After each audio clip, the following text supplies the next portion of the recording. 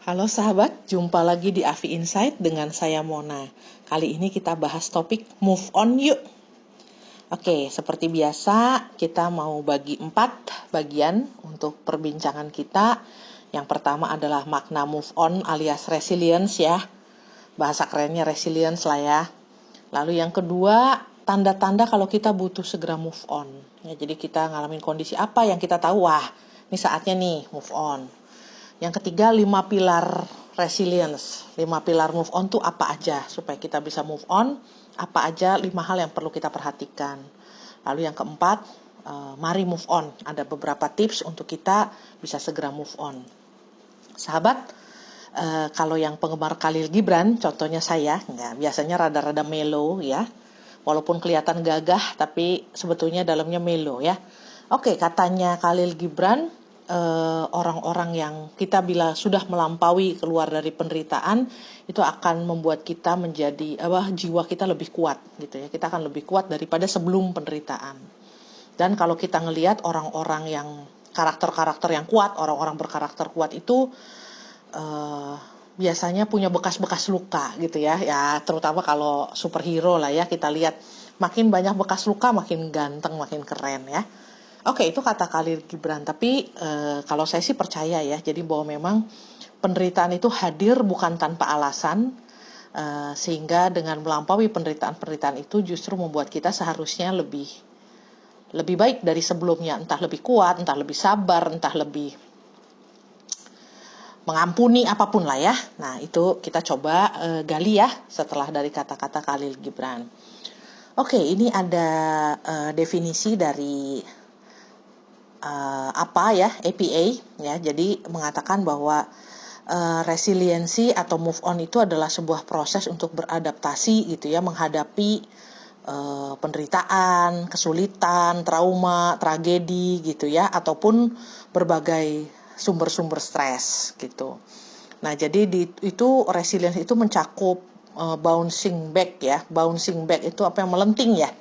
Melenting, jadi kita itu punya kemampuan untuk melenting apa ya. Kalau melenting itu kan kita dari kayak mau lompat itu kan kita kalau untuk semakin kita tinggi melompat, kita harus semakin dalam menunduk. Kalau kita nggak mau nunduk dulu, agak turun, kita nggak mungkin lompatannya tinggi. Cobain deh gitu. Kalau kaki kita nggak mau kita, lutut kita nggak mau kita tekuk, nggak mungkin kita bisa lompat tinggi. Tapi kalau kita mau lompat tinggi harus nekuk yang dalam gitu ya. Nah itu seperti itu, jadi melenting gitu. Melenting dari apa? Dari kesulitan, dari pengalaman-pengalaman sulit. Jadi melampaui. Nah lalu di situ ada unsur personal growth ya, perkembangan diri. Jadi memang yang diharapkan dari resilience atau move on ini adalah penderitaan-penderitaan itu menjadi jembatan untuk kita menjadi lebih hebat, menjadi lebih matang, menjadi lebih kuat. Begitu. Nah itu yang resilience menurut American Psychological Association atau APA ya. Nah, ini adalah tanda-tanda kalau kita tuh harus segera move on ya. Kalau udah ada tanda-tanda ini, jangan tunda-tunda lagi. Kita bikin komitmen bahwa wah udah nggak bisa nih, harus segera move on ya. Yang pertama adalah kita berlarut-larut dalam pikiran dan emosi negatif. Pikiran dan emosi negatif tuh macam-macam ya. Pikiran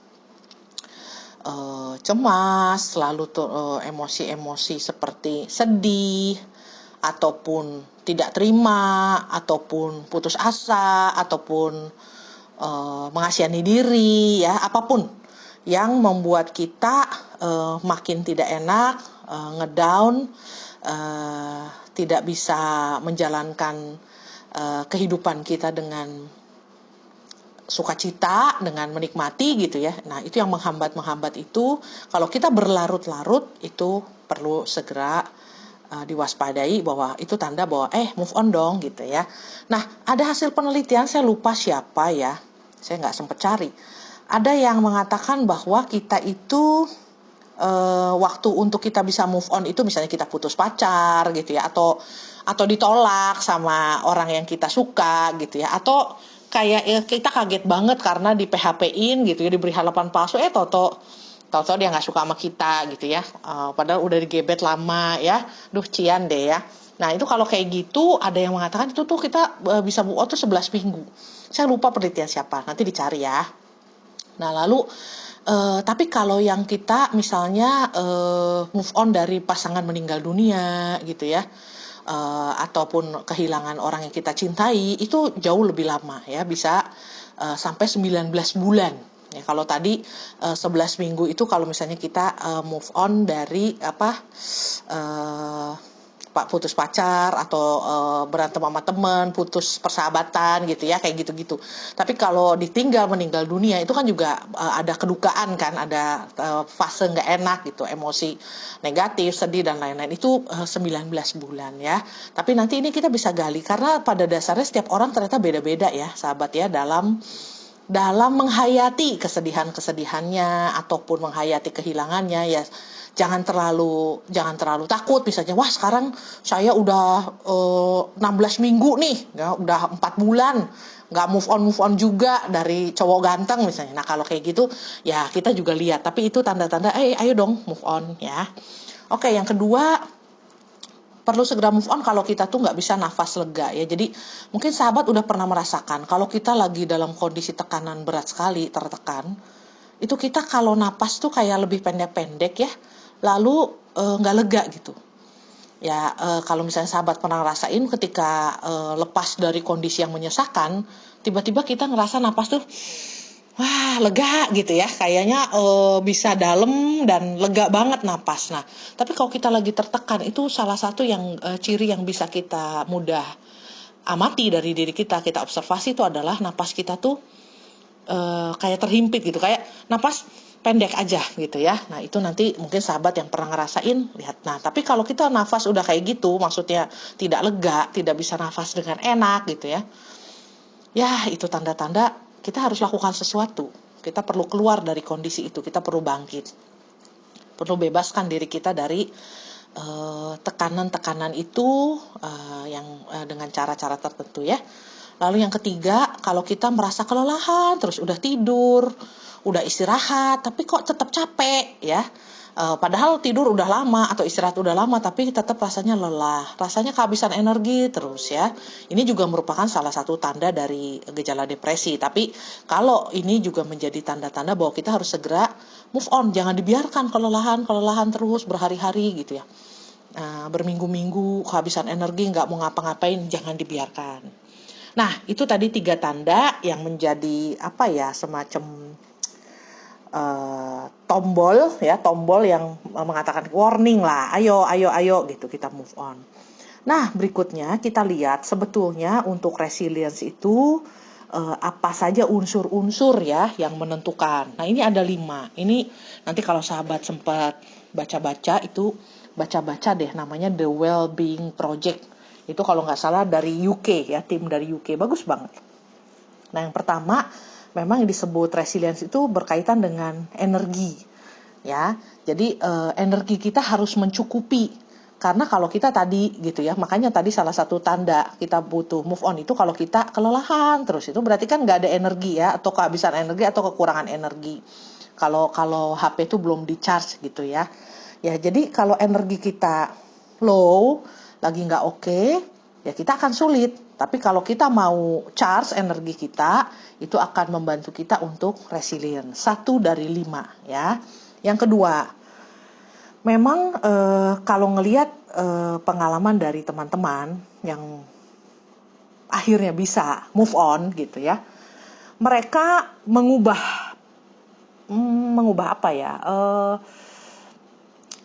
perspektifnya tentang masa lalu, tentang waktu. Artinya kita berubah fokus pada waktu ingin resilience itu kepada masa depan. Kenapa? Kalau ngelihat masa lalu, terutama karena biasanya kalau yang lagi butuh resilience itu kan justru lagi menghadapi suffering ya, tragedi, trauma ya, kehilangan, ditolak, putus pacar atau apapun. Itu kan ke belakang tuh lagi nggak enak gitu, lagi jelek gitu ya. Nah, jadi memang ketika kita memfokuskan pada saya sudah melalui masa yang buruk, saya kesakitan nih, terus ke depannya saya mau apa? Ya, apakah kita masih bisa untuk melihat ke depan itu, dan kalau masih bisa, bagaimana kita memfokuskan akhirnya mengarah kepada tadi future focus tadi. Lalu yang ketiga, itu adalah inner drive. Jadi seringkali memang banyak orang keluar dari penderitaannya, udah move on gitu ya. Mereka menceritakan bahwa aduh saya ditolong oleh orang yang saya sayang gitu ya. Untunglah pada waktu itu ibu saya tetap menyertai gitu ya, waktu saya patah hati misalnya. Untunglah pada waktu itu sahabat saya tuh ngerti banget gitu. Untunglah ada orang-orang yang menopang. Itulah makanya di 5 pilar resilience yang kelima itu adalah relationship gitu ya.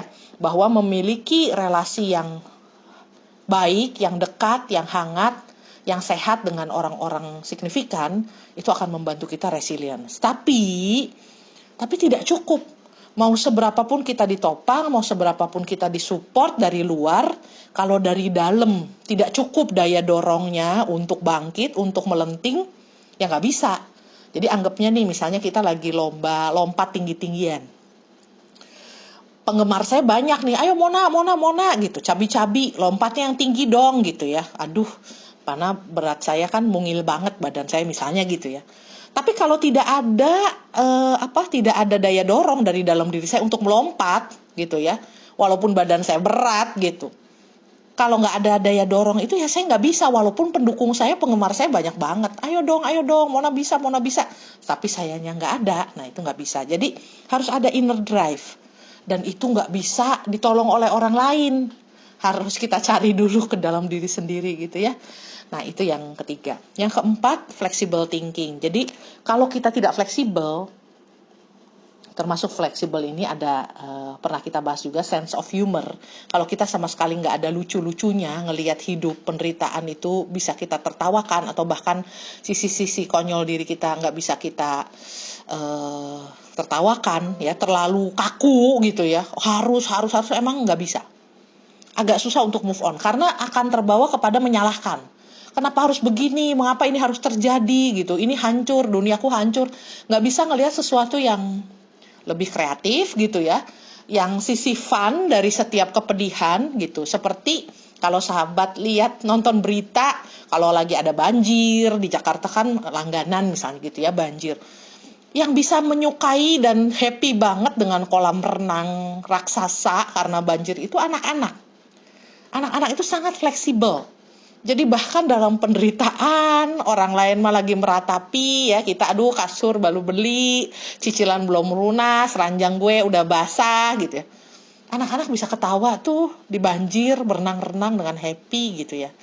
Ya flexible thinking ya, bukan berarti menyepelekan, tapi ya ada banyak cara untuk menikmati hidup ya. Mungkin tidak dengan cara yang saya duga sebelumnya, tapi ya ini pun oke, misalnya gitu ya.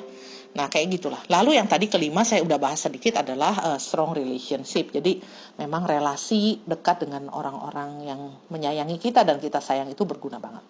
Oke, so untuk membantu kita move on apa saja sih gitu ya yang bisa kita lakukan, ada 6. Nanti sahabat juga bisa masing-masing dari 6 tips ini bisa diterjemahkan gitu ya, apa yang perlu dilakukan dalam bentuk sehari-harinya seperti apa gitu. Yang pertama memang pola hidup sehat, pola makan, pola istirahat, pola latihan ya, exercise, olahraga, sinar matahari pagi. Tidak bisa kita pungkiri. Pola hidup sehat itu mempengaruhi pola mental sehat juga ya. Jadi bagaimana pola makan, pola istirahat, pola latihan, olahraga itu mempengaruhi juga gitu ya. Jadi kalau kita tubuhnya juga sakit, nggak fit gitu ya, gimana sih kita mau happy, gimana kita mau bersyukur, gimana kita punya daya juang untuk move on yang tadi inner drive gitu ya. Ya agak susah lah ya. Lalu charge energi. Jadi manusia itu bukan punya energi yang tidak terbatas, tidak. Energi kita itu terbatas juga. Makanya kita perlu punya metode untuk refresh diri itu apa, ya.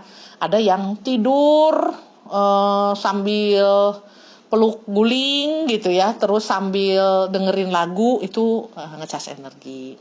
Ada yang ngobrol sama orang yang disayangi, boleh ya. Ada yang ngecas energi dengan jingkrak-jingkrak di kamar ya, kunci pintu, lalu pakai musik yang keras, ya silahkan ya. Yang penting tidak mengganggu manusia lain dan tidak merusak diri sendiri juga. Oke, yang ketiga connection tadi ya. Kita memang karena di pilar kelima itu ada relationship, connection itu penting. Jadi relasi bermakna itu perlu dipelihara. Meskipun kita lagi susah. Ada orang-orang yang kalau lagi ngedown, itu malah ngusir-ngusirin orang lain. Leave me alone, tinggalkan aku sendiri gitu ya. Contohnya yang ngomong, saya juga tipe gitu. Kalau saya lagi nggak enak, saya tuh nggak seneng ditemenin orang. Tapi ada yang kalau lagi nggak enak, justru dia tidak mau sendirian. Maunya ada seseorang di sampingnya untuk bercerita atau apa. Ya sebetulnya nggak apa-apa juga. Kita mau sendirian pun nggak apa-apa. Tapi nggak usah galak kali gitu ya. Nggak usah ngusir-ngusir. Ngomong aja baik-baik. Beri aku waktu sendirian. Aku ingin menyendiri. It's okay gitu. Tapi kalau dalam relasi bermakna tuh kita bisa mengatakan kepada orang yang kita cintai misalnya ya. Bahwa kalau kamu membutuhkan bantuan apapun itu, tolong kasih tahu saya gitu ya, saya tetap ada bersamamu. Kalau kamu pengen sendirian tidak apa-apa. Nah itu enak banget nggak sih sahabat kalau kayak gituin ya gitu. Jadi mungkin kadang-kadang kita pengen sendirian nggak apa-apa, tapi kita tahu bahwa kita tidak ditinggalkan sendiri. Kalau kita butuh sesuatu ada orang-orang yang menopang kita. Nah itu tentang connection, itu penting banget ya. Lalu self discovery sama punya purpose. Jadi kita bisa refleksi, explore, lalu tetapkan tujuan-tujuan besar. Jangan tujuan-tujuan kecil. Tujuan kecil tuh misalnya dapat nilai UTS 10 matematika, 100 untuk matematika misalnya gitu ya. Nggak kayak gitu kali gitu ya. Tapi ingin mencapai apa gitu ya. Ingin mendapatkan prestasi apa yang lebih besar. Selalu cari yang lebih besar lagi. Kenapa ini penting untuk saya belajar untuk UTS matematika? Karena gitu ya. Apa? Nanti ada lagi ke depannya. Karena kalau hanya untuk satu hari ke depan yang penting UTS dapat 100, nanti dapat uang 50.000 dari mami gitu ya. Ini anak saya nih, saya nyindir ya. Dapat 50.000 kalau dapat 100 misalnya ya. Nah, kayak gitu bukan ya, tapi tetapkan tujuan-tujuan yang lebih besar, yang lebih mulia gitu ya. Kayak soal cerita, mungkin sahabat pernah dengar cerita seorang tukang bangunan ya, lagi numpuk-numpuk bata lalu dikasih semen ya, lagi bikin tembok. Kalau orang yang berpikiran tujuan pendek kecil itu, dia ditanya, Anda lagi membangun apa? Oh, saya lagi menembok, menyusun bata-bata dan itu. Nah, dia hanya melihat sampai ke situ. Ya, tugas dia adalah penyusun bata. Tapi ada seorang tukang bangunan yang keren banget, yang punya tujuan besar, yang punya vision. Anda sedang melakukan apa? Saya sedang membangun sebuah katedral, misalnya gitu. Katedral tuh kayak semacam tempat ibadah yang gede, megah gitu ya. Jadi yang satu bilang dia sedang menumpuk bata, nyemen gitu. Yang satu bisa bilang dia sedang membangun katedral. Padahal mereka melakukan hal yang sama, maksudnya membangun bangunan yang sama ya, tapi cara pandangnya beda. Nah, itu tentang purpose. Lalu say goodbye.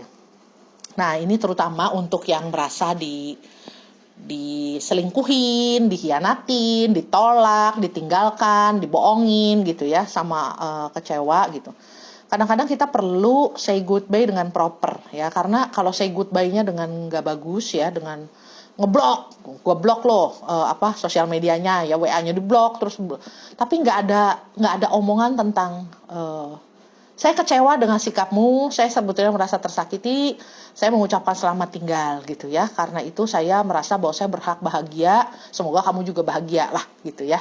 Nah, yang kayak gitu kadang-kadang orang bilang, udahlah nggak penting, pokoknya kalau berantem ya udah berantem gitu. Kalau putus ya udah putus, tapi dengan cara yang ngambang atau bahkan nggak enak banget gitu ya. Nah, itu kadang-kadang nggak proper ya sahabat ya. Tapi kalau kita cara melepas para mantan nih, para ex-nya kita gitu ya, dengan proper goodbye-nya ya udah selamat tinggal. Jadi saya mengatakan selamat tinggal itu dengan seluruh kesadaran saya, dan dia tahu keputusan itu dengan clear gitu. Jadi nggak ngambang-ngambang dan nggak perlu benci-benci. Kita tahu bahwa kita memilih jalan yang berbeda gitu ya. Lalu say goodbye juga bukan hanya terhadap para mantan ya, tapi juga membuang sampah-sampah batin kita ya. Bagaimana kita membuang kebencian, membuang kemarahan, membuang iri hati, membuang keharusan, mengobrak-ngabrik target-target kita menyusun ulang gitu ya dengan lebih realistis misalnya. Itu adalah say goodbye untuk sampah-sampah batin kita ya. Nanti mungkin kapan-kapan kita bahas sampah batin ya. Lalu yang terakhir ada seeking help. Jangan khawatir dan jangan gengsi meminta bantuan. Banyak orang yang, saya nggak mau, saya nggak apa-apa kok. Habis itu bengek gitu ya. Aduh kasihan deh. Maksud saya kalau memang saatnya kita lagi dibantu orang, ya sudah nggak apa-apa kok. Namanya orang hidup saling membantu. Ketika kita lagi baik, kita membantu orang. Kalau kita lagi nggak baik, jangan sungkan juga, jangan gengsi juga untuk minta bantuan orang, ya. Apakah bentuknya pendampingan dari orang dekat atau profesional. Ya, jadi itu adalah 6 tips untuk kita move on ya sahabat. Terima kasih, selamat move on. Selamat juga menyemangati orang-orang di sekitar yang belum move on. Semoga kita bisa resilience, bisa bangkit, bisa melenting kembali. Terima kasih, saya Mona Sugianto, MC Psikolog dari Adfamilia Indonesia. Sampai jumpa di AFI Insight berikutnya. Dadah!